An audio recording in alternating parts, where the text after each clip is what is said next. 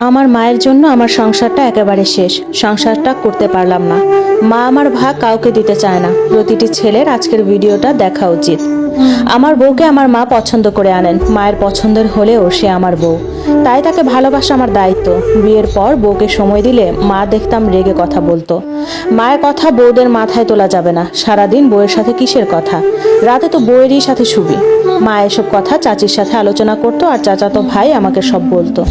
আমি বুঝতে পারলাম আমার মা বউকে সময় দেওয়া একদমই পছন্দ করছেন না। তাই দিনে বউয়ের সাথে তেমন কথা বলতাম না, একটু দূরে দূরেই থাকতাম। মা বলতো বউরা সবার সাথে একসাথে বসে খেলে সংসারের অমঙ্গল হয়। তাই আমি রিনাকে মানে আমার বউকে পরে খেতে বলতাম। তবে মাও কিন্তু বাবার বউ, কিন্তু মা ঠিকই বাবার সাথে বসে খায়। আমার মায়ের বয়স এই প্রায় 52 চলতেছে।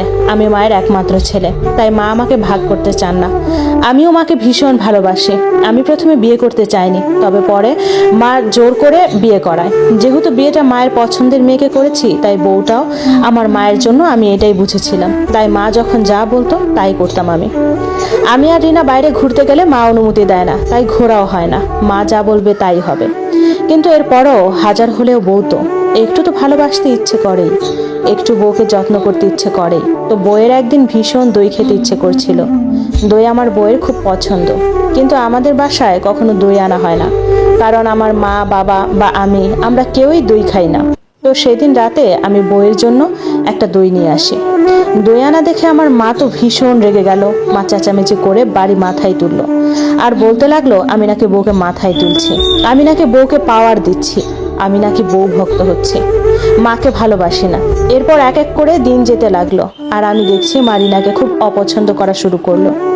রিনার প্রতিটি কাজে দোষ ধরছে। রান্নায় লবণ কম কেন, ঘরের চিপায় ময়লা কেন, সোফায় হালকা বালু থাকলেও সমস্যা। মানে টুকিটাকি এসব নিয়ে বাসায় সব সময় ঝামেলা চলতো। আর সব সময় আমি রাতে বাসায় আসলে আমার কাছে রিনার নামে অভিযোগ করতো মা। যেহেতু আমি মায়ের ছেলে, তাই মা যা বলবে তাই হবে। এক পর্যায়ে বিয়ের 7 মাস এগুলো চলার পর মা বলল এই বউ তার ভালো লাগছে না, বউকে যেন তালাক দিই আমি। মা আমার জন্য আরো সুন্দরী মেয়ে রেখেছে, তার সাথে নাকি আমার বিয়ে দিবে। আমার বউ মানে রিনা দেখতে শ্যামলা ছিল, তাই কখনো তেমন ওর উপর আকর্ষণ অনুভব করিনি, তাই ওকে তেমন যত্ন বা ভালোবাসা দেইনি বা জন্মায়নি। যাই হোক, মায়ের কথায় রিনাকে তালাক দিয়ে দিলাম। হায় রে, তালাকের আগে রিনা অনেক কেঁদেছিল, পায়ে ধরেছিল, কারণ জানতে চেয়েছিল তাকে কি কারণে তালাক দিচ্ছে। কিন্তু আমি তো নিজেই জানি না কেন তাকে তালাক দিচ্ছি। আমার বয়স তখন ছিল 26+, আর রিনার বয়স ছিল 21। ও অবশ্য খুব করে চেয়েছিল সংসারটা গুছিয়ে করার, কিন্তু পারল না। শুধুমাত্র আমার মায়ের জন্য পারল না। আমি শুধু জানি আমার মায়ের পছন্দ না। রিনাকে মা বলেছে রিনা খারাপ, তাই তাকে তালাক দিচ্ছি। এর কিছুদিন পর 19 বছরের এক ফর্সা সুন্দর মেয়ের সাথে মা আবার আমাকে বিয়ে দিল। আমিও বিয়ে করলাম, কিন্তু এই সুন্দরী বউ পেয়ে আমি পুরোই তার প্রেমে হাবুডুবু খেতে লাগলাম। কি যে সুন্দর, মনে হতো সারাদিন আমি আমার নতুন বউ ফাতেমার চেহারার দিকে তাকিয়ে থাকি। বিয়ের প্রথম দিন থেকে আমার মধ্যে পরিবর্তন চলে এলো। মানে ফাতেমাকে আমি খুব ভালোবাসতে লাগলাম। আমি ফাতেমা ছাড়া কিছুই বুঝতেছিলাম না, যেটা মা একদমই পছন্দ করতো না। আমি বিয়ের পরদিন সবার সাথে ফাতেমাকে এক টেবিলে বসিয়ে খাইয়েছি। মা এটা দেখে খুব রেগে গেলেন, কিন্তু আমি পাত্তা দিইনি মাকে। এরপর বিয়ের 19 দিন পরে ফাতেমাকে নিয়ে কক্সবাজার হানিমুনে যাই, কিন্তু হানিমুনে যাওয়ার সময় মা অনুমতি দেয়নি। এরপরও জোর করে গেছি। আমি মাকে বলেছি আমার বউ, আমার ইচ্ছে, তুমি বলার কে, ঘুরতে যাব কিনা তোমার অনুমতি কেন নিতে হবে? আর আমরা যদি ঘুরতে যাই তোমার সমস্যা কি? হানিমুনে 1 সপ্তাহ থাকার পর যখন বাসায় আসলাম, বাসায় এসে দেখি আমার মা আমার বউকে একদমই সহ্য করতে পারতেছে না।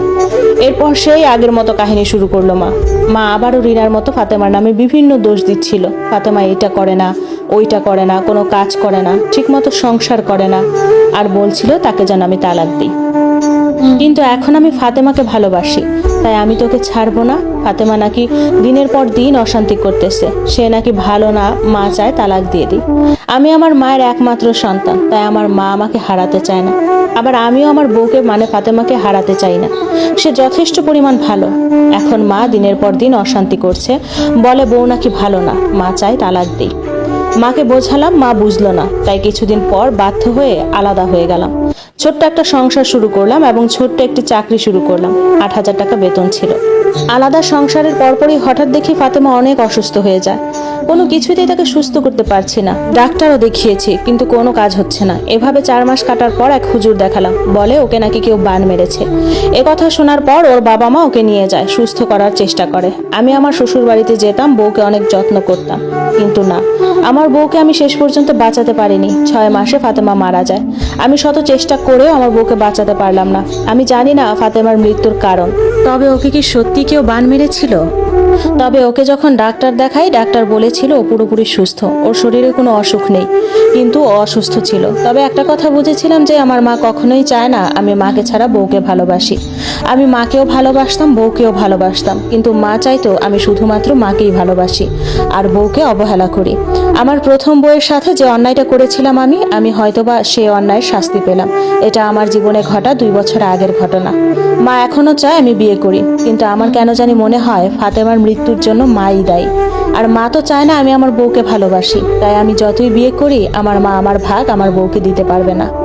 আমি চাই না আর কোনো ফাতেমার জীবন শেষ হোক।